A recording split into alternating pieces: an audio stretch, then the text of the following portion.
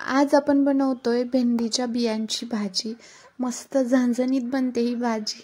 तर गावाकडच्या पद्धतीने कशी बनवतात ना, मी हे आज तुम्हाला दाखवणार आहे माझ्या आईची रेसिपी। तर ह्या भेंड्या किती मोठ्या झाल्या ना, तर देशी असल्यामुळे आतून कोवळ्याच निघतात आणि बी पण कोवळेच आहेत।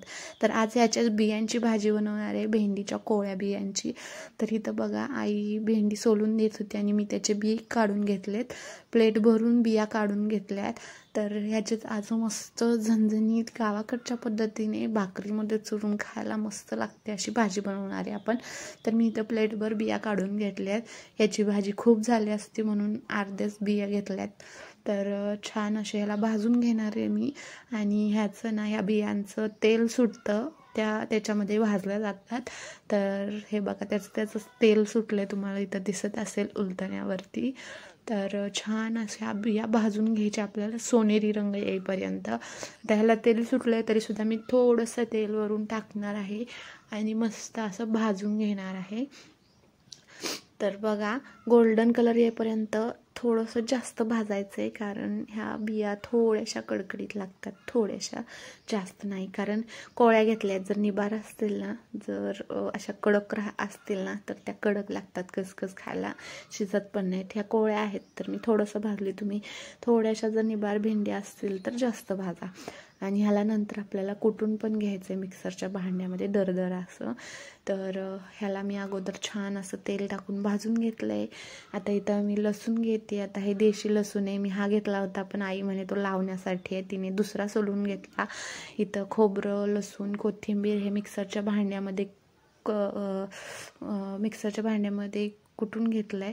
आणि नंतर मिक्सरच्या भांड्यामध्ये ह्या भाजलेल्या बिया पण अशा दरदरीत अशा कुटून घ्यायच्या आहे, अर्धवट केले आहे फक्त। आणि नंतर कढई ठेवली आहे मी शिगडीवरती। तर आज भाजी शिगडीवरती बनवतो आहे आम्ही। ही आईची रेसिपी आहे, आई ज्या पद्धतीने बनवते त्याच पद्धतीने मी तुम्हाला सांगते। तर पहिल्यांदा कढई ठेवली गॅसवरती, ज्या कढईमध्ये बिया भाजलेल्या तीच कढई घेतली, त्याच्यामध्ये तेल टाकलं 2 चम्मच मोठे। त्याच्यामध्ये टाकले जिरे, कढीपत्ता आणि थोडीशी कोथिंबीर। आणि नंतर आपण कुटलेला मसाला, तो म्हणजे खोबऱ्याचा, लसूण आणि कोथिंबीर छान बारीक कुटून घेतलं होतं, ते तेलात टाकले आणि छान खरपूस असं भाजून घ्यायचं आहे।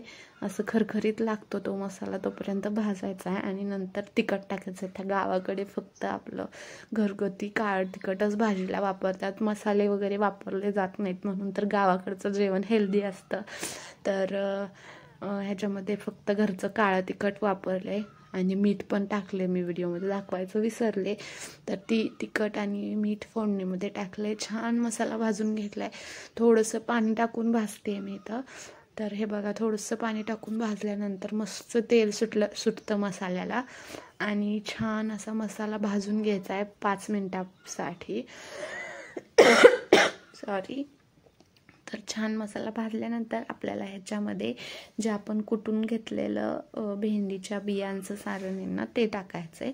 तर ते पूर्ण बारीक नाही कुटलेलं आहे, बघू शकता तुम्ही, दरदरीत असं कुटलं आहे। तर तेच ह्याच्यामध्ये फोडणीमध्ये टाकून छान असं भाजून घ्यायचं आहे 2 मिनिटांसाठी।